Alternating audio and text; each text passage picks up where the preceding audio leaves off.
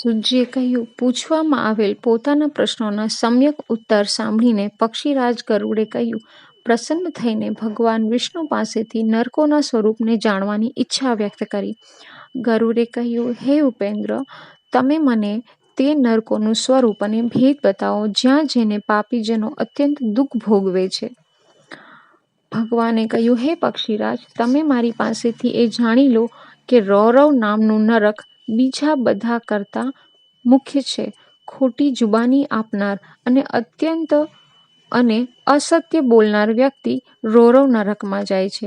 આનો વિસ્તાર 2000 યોજનનો છે. સાથળ જેટલો ઊંડો ત્યાં એક ખાડો છે. ધગધગતા અંગારાથી ભરાયેલો તે ખાડો પૃથ્વી જેવી સમતળ ભૂમિ જેવો દેખાય છે. તીવ્ર અગ્નિથી ત્યાંની ભૂમિ પણ તપેલા તે બળી રહેલા અગ્નિથી સંતપ્ત થઈને પાપી તેમાં જ આમ તેમ દોડે છે. તેના પગમાં ફોડલા પડી જાય છે. તે ફૂટીને વહેવા લાગે છે. રાત દિવસ તે પાપી ત્યાં પગ ઊંચા કરીને ચાલે છે. આ પ્રમાણે તે 1000 યોજન સુધીનો તે નરકનો વિસ્તાર પાર કરી લે છે. ત્યારે તેને પાપની શુદ્ધિ માટે એવા જ બીજા નરકમાં મોકલવામાં આવે છે. હે પશ્ચિમ, આ પ્રમાણે મેં તને રૌરવ નામક પ્રથમ નરકની વાત જણાવી દીધી. હવે તને મહારૌરવ નામના નરકની વાત સાંભળો. આ નરક 5000 યોજન વિસ્તારનો છે. ત્યાંની ભૂમિ તાંબા જેવા રંગની છે. તેની નીચે અગ્નિ ધકે છે. તે ભૂમિ વીજળી જેવી છે. પાપીઓને તે ભયંકર દેખાય છે. યમદૂત પાપી વ્યક્તિના હાથ પગ બાંધીને તેને એમાં ગબડાવી દે છે અને તે ઘસડાતો તેના પર ચાલે છે. રસ્તામાં કાગડા, બગલા, વરુ, ઘુવડ, મચ્છર અને વીંછી વગેરે જીવજંતુઓ ક્રોધિત થઈને તેને ખાવા માટે તત્પર રહે છે. તે ધગધગતી ભૂમિ અને ભયંકર જીવજંતુઓના આક્રમણથી તે જીવ એટલો સંતપ્ત થઈ જાય છે કે તેની બુદ્ધિ જ ભ્રષ્ટ થઈ જાય છે. તે ગભરાઈને બૂમો પાડે છે તથા વારંવાર તે કષ્ટથી બેચેન થઈ જાય છે. તેને ત્યાં ક્યાંય પણ શાંતિ મળતી નથી. આ પ્રમાણે તે નરકલોકના કષ્ટ ભોગવતા પાપીના 1000 વર્ષ પસાર થઈ જાય છે. ત્યારે ક્યાંક એને મુક્તિ મળે છે. આના પછીનું જે નરક છે તેનું નામ અતિશીલ છે. તે સ્વાભાવિકપણે જ અત્યંત શીતળ છે. મહારૌરવની જેમ જ તેનો વિસ્તાર બહુ લાંબો છે. તે ઘોર અંધકારયુક્ત છે. અસહ્ય કષ્ટ આપનારા યમદૂતો દ્વારા પાપીઓને લાવીને અહીં બાંધી દેવામાં આવે છે. તેથી તેઓ એકબીજાનું આલિંગન કરીને ત્યાંથી ભયંકર ઠંડીથી બચવાનો પ્રયાસ કરે છે. તેમના દાંત કકડે છે. હે પક્ષીરાજ, તેમનું શરીર ત્યાંની ઠંડીથી કાપવા લાગે છે અને ત્યાં ભૂખ તરસ વધારે લાગે છે. આ સિવાય પણ અનેક કષ્ટોનો સામનો એને ત્યાં કરવો પડે છે. ત્યાં બરફના કારાની સાથે ઠંડો પવન વહે છે જે શરીરના હાડકાને તોડી નાખે છે. ત્યાંના પ્રાણીઓ ભૂખથી ત્રસ્ત થઈને મજ્જા, રક્ત અને ગળી રહેલા હાડકાં ખાય છે. તે પાપીઓ એકબીજાનું આલિંગન કરીને ભ્રમણ કરે છે. આ પ્રમાણે તે અંધકારમય નરકમાં જીવને ઘણા કષ્ટ સહન કરવા પડે છે. હે પક્ષી શ્રેષ્ઠ, જે વ્યક્તિ બીજા અસંખ્ય પાપ કરે છે તે આ નરક સિવાયના નિકૃંતન નામક બીજા પ્રસિદ્ધ નરકમાં જાય છે. હે ખગેન્દ્ર, ત્યાં નિરંતર કુંભારના ચાકડાની જેમ ચક્ર ચાલે છે. તેના પર પાપીઓને ઊભા રાખીને યમદૂતો દ્વારા આંગળીમાં રહેલા કાળસૂત્રથી તેના શરીરને પગથી માથા સુધી છૂંદી નાખવામાં આવે છે. છતાં તેઓ મરતા નથી. એમાં શરીરના સેંકડો ભાગ તૂટીને વેરવિખેર થઈ જાય છે અને ફરી એકઠા થઈ જાય છે. આ પ્રમાણે યમદૂતો પાપીઓને ત્યાં હજારો વર્ષો સુધી ફેરા ફરાવે છે. જ્યારે સઘળા પાપોનો વિનાશ થઈ જાય છે ત્યારે તેમને તે નરકમાંથી મુક્તિ મળે છે. અપ્રતિષ્ઠ નામનું એક બીજું નરક છે. ત્યાં જનારા પ્રાણીઓ અસહ્ય દુઃખનો ભોગ ભોગવે છે. ત્યાં પાપ કર્મીઓના દુઃખ માટેના ચક્ર અને રેટ લાગતા હોય છે. જ્યાં સુધી હજારો વર્ષ પૂરા થતા નથી ત્યાં સુધી એ અટકતું નથી. જેમને તે ચક્ર પર બાંધવામાં આવે છે તેઓ પાણીના ઘડાની જેમ એના પર ગોળ ગોળ ફરતા રહે છે. ફરી લોહીની ઉલટી કરતા રહીને એમના આંતરડા મુખ વાટે બહાર નીકળી જાય છે અને આંખો આંતરડામાં ઘૂસી જાય છે. પ્રાણીઓને ત્યાં જે દુઃખો પ્રાપ્ત થાય છે તે અત્યંત કષ્ટદાયી છે. હે ગરુડ, હવે આસીપત્ર વન નામક બીજા નરક વિશે સાંભળો. આ નરક 1000 યોજન વિસ્તારનું છે. તેની સંપૂર્ણ ભૂમિ અગ્નિથી વ્યાપ્ત હોવાના કારણે નિરંતર ધગધગતી રહે છે. આ ભયંકર નરકમાં 7 સૂર્ય પોતાના 1000 કિરણો સાથે સદા તપતા રહે છે, જેના સંતાપથી ત્યાંના પાપીઓ દરેક ક્ષણે બળતા રહે છે. આ જ નરકની મધ્યમાં એક ચતુર શાંત ભાગમાં સિક્તસ્નિગ્ધપત્ર નામે વન છે. તે પક્ષી શ્રેષ્ઠ. તેમાં વૃક્ષો પરથી પડેલા ફળ અને પાંદડાઓના ઢગલા ખડકાયેલા હોય છે. માંસાહારી બળવાન કૂતરા તેમાં વિચર્યા કરે છે. આ કૂતરા મોટા મોટા મુખ અને દાંતવાળા તથા વાઘ જેવા મહાબળવાન હોય છે. ઘણા ઠંડા અને છાયાથી વ્યાપ્ત તે નરકને જોઈને ભૂખ તરસથી વ્યથિત પ્રાણીઓ દુઃખી થઈને કરુણ આક્રંદ કરતા કરતા ત્યાં જાય છે. તાપથી તપેલી પૃથ્વીના અગ્નિથી પાપીઓના બંને પગ બળી જાય છે. અત્યંત ઠંડો પવન વહેવા લાગે છે, જેના કારણે તે પાપીઓની ઉપર તલવાર જેવી તીક્ષ્ણ ધારવાળા પાંદડા પડે છે. બળી રહેલા અગ્નિઓથી યુક્ત તે ભૂમિમાં પાપીઓ છિન્ન ભિન્ન થઈને પડે છે. તે જ સમયે ત્યાં રહેલા કૂતરાઓનું આક્રમણ પણ તે પાપીઓ પર થવા લાગે છે. તરત જ તે કૂતરા રડતા રડતા તે પાપીઓના શરીરના માંસને તોડીને ખાય છે. હે તાત, અસીપત્ર વન નામના નરકની વાત મેં કહી દીધી. હવે તમે તપ્ત કુંભ નામના અતિ ભયંકર નરકનું વર્ણન મારી પાસેથી સાંભળો. આ નરકમાં ચારે બાજુ ફેલાયેલા ગરમ ગરમ ઘડા છે. તે ઘડાઓની ચારે બાજુ અગ્નિ સળગતો હોય છે. તે ઘડા ઉકળતા તેલથી અને લોખંડના ભૂકાથી ભરેલા હોય છે. પાપીઓને એમાં ઊંધા મુખે નાખી દેવામાં આવે છે. ગળી રહેલી ચરબી રૂપી જળથી યુક્ત એમાં ફૂટી રહેલા અંગોવાળા પાપીઓને કાઢા જેવા બનાવી દેવાય છે. ત્યાર પછી ભયંકર યમદૂતો તીક્ષ્ણ હથિયારોથી તે પાપીઓની ખોપડી, આંખો અને હાડકાઓને છેદીને નષ્ટ કરી દે છે. પછી ગીધ ઝડપથી આવીને એના પર તૂટી પડે છે. તે ઉકળી રહેલા પાપીઓને પોતાની ચાંચથી ખેંચે છે અને પાછા એમાં જ નાખી દે છે. ત્યાર પછી યમદૂતો તે પાપીઓના માથા, સ્નાયુ, પીગળેલા માંસ, ચામડી વગેરેને જલ્દી કડછાથી તે તેલમાં ઘમરોળીને તેમનો કાઢો બનાવી નાખે છે. હે પક્ષીન, આ તપ્ત કુંભ નરક જેવું છે. એનું વર્ણન મેં તમને કહી સંભળાવ્યું. સર્વપ્રથમ નરકને રૌરવ નરક, ત્યાર પછીના નરકને મહારૌરવ નરક કહેવામાં આવે છે.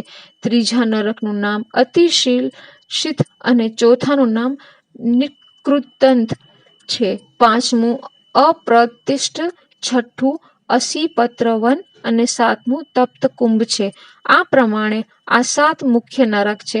આ સિવાય બીજા ઘણા નરક કહેવાય છે જેમાં પાપી પોતાના કર્મો અનુસાર જતા હોય છે, જેમ કે રોધ, સૂકર, તાલ, તપ્તકુંભ, મહાજ્વાલ, શબલ, વિમોહન, કૃમિભક્ષ, લાલાભક્ષ, વિષજન, અધશીર, પુયવ, રુધિરાંધ, વિડભુજ, વૈતરણી, આસીપત્રવન, અગ્નિજ્વાળ, મહાઘોર, સંદશ, અભોજન, તમસ, કાલસૂત્ર, લોહતાપી, અભિદ, અપ્રતિષ્ઠ તથા અવિચી વગેરે. આ બધા નરકો યમના રાજ્યમાં આવેલા છે. પાપીઓના જુદા જુદા રૂપે એમાં જઈને પડે છે. રૌરવ નામે બધા નરકો આ પૃથ્વીની નીચેના ભાગમાં હોવાનું મનાય છે. જે મનુષ્ય ગોહત્યા, ભ્રૂણ હત્યા અને આગ લગાડવાનું દુષ્કર્મ કરે છે તે રોધ નામના નરકમાં પડે છે. જે બ્રહ્મઘાતી, મદ્યપાન તથા સોનાની ચોરી કરે છે તે સૂકર નામક નરકમાં પડે છે. ક્ષત્રિય અને વૈશ્યની હત્યા કરનાર તાલ નામના નરકમાં જાય છે. જે મનુષ્ય બ્રહ્મ હત્યા તથા ગુરુ, પત્ની અને બહેન સાથે સહવાસ કરવાની દુશ્ચેતના કરે છે તે તપ્ત કુંભ નામક નરકમાં જાય છે. જે અસત્ય બોલનારા રાજપુરુષો છે તેમને પણ ઉક્ત નરકની પ્રાપ્તિ થાય છે. જે મનુષ્ય નિષિદ્ધ પદાર્થોનો વિક્રેતા, મદિરા વેચનાર તથા સ્વામી ભક્ત સેવકનો પરિત્યાગ કરે છે તે તપ્ત લોહ નામક નરકમાં જાય છે. જે વ્યક્તિ કન્યા અને પુત્રવધુ સાથે સહવાસ કરે છે, જે વેદ વેચનાર તથા વેદ નિંદક છે તે અંતમાં મહાજ્વાળ નામના નરકમાં પડે છે.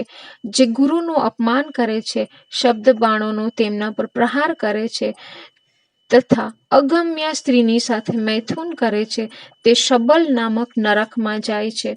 શૂરવીરતાના પ્રદર્શનમાં જે વીર મર્યાદાનો પરિત્યાગ કરે છે તે વિમોહન નરકમાં જાય છે. જે બીજાનું અનિષ્ટ કરે છે અને કૃમિભક્ષ નામના નરકની પ્રાપ્તિ થાય છે. દેવ બ્રાહ્મણનો દોહ કરનાર લાભ ભક્ષ નરકમાં જાય છે. બીજાની અનાયત પચાવી પાડનારને, બગીચામાં આગ લાગનારને વિષગજન નામની નરકની પ્રાપ્તિ થાય છે. જે મનુષ્ય અસત પાત્ર પાસેથી દાન લે છે તથા અસત વસ્તુનું દાન લે છે, અયાજક અને જે અક્ષત્રિય વડે જીવિકોપાર્જન કરે છે તે મનુષ્ય અધઃશીર નરકમાં જાય છે. જે મદિરા, માંસ વગેરે પદાર્થોનો વિક્રેતા છે તે પુયવહ નામક ઘોર નરકમાં પડે છે. જે કુકડું, બિલાડું, સુવર, પક્ષી, હરણ, ઘેટું વગેરે પ્રાણીઓને બાંધે છે તે પણ તે જ પ્રકારના નરકમાં જાય છે. જે ઘરમાં આગ લગાડનાર, વિષ આપનાર, કુડાશી, પોતાની જીવિકા માટે બીજાના પર આધારિત, સોમ વિક્રેતા, દારૂડિયો, માંસાહારી અને પશુઘાતી છે તે વ્યક્તિ રુધિરાંધ્ર નામક નરકમાં જાય છે એવો વિદ્વાનોનો મત છે. એક જ પંગતમાં બેઠેલી કોઈ વ્યક્તિને છેતરીને જે લોકો વિષ આપી દે છે તે બધાને વિડભુજ નામક ઘોર નરક પ્રાપ્ત થાય છે. અપવિત્ર અને ક્રોધી વ્યક્તિ અસીપત્ર વન નામક નરકમાં જાય છે તથા હરણાનો શિકાર કરનાર શિકારી અગ્નિજ્વાળ નામના નરકમાં જાય છે તથા તેના શરીરને કાગડા કોતરીને ખાય છે. યજ્ઞ માટે દીક્ષા લીધા પછી જે વ્રત પાલન કરતો નથી તે પાપના કારણે તેને સંદશ નરકમાં જવું પડે છે. જો સંન્યાસી કે બ્રહ્મચારી સ્વપ્નમાં પણ સ્ખલિત થઈ જાય છે તો તે અભોજ્ય નરકમાં જાય છે. જે લોકો ક્રોધ અને હર્ષના અતિરેકથી વર્ણાશ્રમ ધર્મની વિરુદ્ધ વર્તે છે તે બધાને નરકલોકની પ્રાપ્તિ થાય છે. સૌથી ઉપર ભયંકર ગરમીથી સંતપ્ત રૌરવ નામનું નરક છે. તેની નીચે અત્યંત દુઃખદાયી મહારૌરવ છે. તેની નીચે શીતલ અને તે નરક પછી નીચે તામસ નરક માનવામાં આવ્યું છે. આ પ્રમાણે બતાવેલા ક્રમે અન્ય નરક પણ નીચે જ છે. આ નરકો સિવાય પણ સેંકડો નરક છે જ્યાં જઈને પાપી દરરોજ રંધાય છે, બળે છે, ગળે છે, પીખાય છે, ચૂર્ણ થાય છે, પલળે છે, તેનો ક્વાથ બનાવવામાં આવે છે, બાળવામાં આવે છે અને ક્યાંક પવનથી ફટકારવામાં આવે છે. આવા નરકોમાં એક દિવસ 100 વર્ષ જેવો હોય છે. સઘળા નરકોમાંથી ભોગ ભોગવ્યા પછી પાપી તિર્યક યોનિમાં જાય છે. ત્યાર પછી એને કૃમિ, કીટ, પતંગ, સ્થાવર તથા એક ખરીવાળા ગધેડાની યોનિ પ્રાપ્ત થાય છે. ત્યાર પછી મનુષ્ય જંગલી હાથીની યોનિમાં જઈને પછી ગાયની યોનિમાં પહોંચે છે. તે ગરુડ, ગધેડું, ઘોડું, ખચ્ચર, હરણ, શરભ અને ચમરી, અનેક પ્રકારની પર્વતીય ગાય આ બધી એક ખરીવાળી યોનિઓ છે. આ સિવાયની બીજી બધી પાપાચાર યોનિઓ પણ છે, જેમાં જીવાત્માએ કષ્ટ ભોગવવું પડે છે. આ બધી યોનિઓ વટાવીને પ્રાણી મનુષ્ય યોનિમાં આવે છે અને કુબડો, નિંદિત, ઠીંગણો, ચાંડાળ અને નર યોનિઓમાં જાય છે. શેષ પાપ પુણ્યવાળો જીવ વારંવાર ગર્ભમાં જઈને મૃત્યુને પ્રાપ્ત થાય છે. તે સઘળા પાપો સમાપ્ત થઈ જતા પ્રાણીને શૂદ્ર, વૈશ્ય, ક્ષત્રિય વગેરેની યોનિ પ્રાપ્ત થાય છે. ક્યારેક તે સત્કર્મથી બ્રાહ્મણ, દેવ અને ઇન્દ્ર પણ બની જાય છે. હે ગરુડ, યમ દ્વારા બતાવેલી યોનિમાં પુણ્ય ગતિ પ્રાપ્ત કરવામાં જે પ્રાણીઓ સફળ થઈ જાય છે, તેઓ સુંદર સુંદર ગીતો ગાતા અને વાદ્યો વગાડતા તથા નૃત્યો કરતા પ્રસન્નચિત્ત ગંધર્વોની સાથે સજી ધજીને ચંદનાદિના દિવ્ય સુગંધ અને સુવાસિત પુષ્પોવાળા વિમાનોમાં બેસીને સ્વર્ગલોકમાં જાય છે. પુણ્યો સમાપ્ત થયા પછી જ્યારે તેઓ પાછા પૃથ્વી પર આવે છે, તો રાજા અથવા મહાત્માઓના ઘરમાં જન્મ લઈને સદાચારનું પાલન કરે છે. સમસ્ત ભોગો ભોગવીને ફરી સ્વર્ગલોકને પ્રાપ્ત કરે છે. અન્યથા શૂદ્ર, વૈશ્ય કે ક્ષત્રિયની યોનિમાં જન્મ લઈને દુઃખ ભોગવે છે. મૃત્યુલોકમાં જન્મ લેનારા પ્રાણીનું મૃત્યુ તો નિશ્ચિત છે.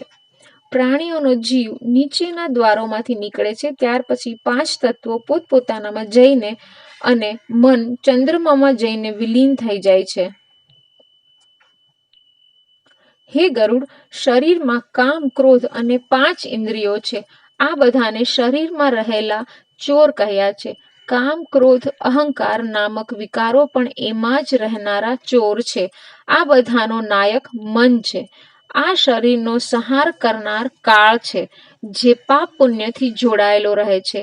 જેમ ઘર બળી જતા માણસ બીજા ઘરમાં રહેવા જાય છે, તે જ પ્રમાણે પંચેન્દ્રિયોથી યુક્ત જીવ ઇન્દ્રિયોના અધિષ્ઠાતા દેવતાઓની સાથે શરીરનો પરિત્યાગ કરીને નવા શરીરમાં પ્રવેશે છે.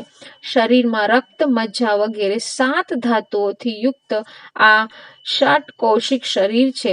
બધા પ્રાણ, અપાન વગેરે 5 વાયુ, મળમૂત્ર, વ્યાધિઓ, પિત્ત, શ્લેષ, મજ્જા, માંસ, મેદ, અસ્થિ, શુક્ર અને સ્નાયુ આ બધા શરીરની સાથે બળીને ભસ્મ થઈ જાય છે. હે તાક્ષર્ય, પ્રાણીઓનો વિનાશ મેં તને જણાવી દીધો. હવે એમના આ શરીરનો જન્મ કેવી રીતે થાય છે તે હું તને જણાવી રહ્યો છું. આ શરીર નસોથી બંધાયેલું, કાન વગેરે ઇન્દ્રિયો અને 9 દરવાજાઓ વાળું છે. આ સાંસારિક વિષય વાસનાઓના પ્રભાવથી વ્યાપ્ત, કામ, ક્રોધાદિ વિકારો વાળું, રાગ દ્વેષથી પરિપૂર્ણ તથા તૃષ્ણા નામક ભયંકર ચોર ધરાવનારું છે.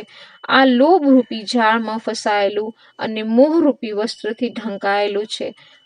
આ માયા વડે સારી રીતે બંધાયેલું અને લોભના રહેઠાણ જેવું છે.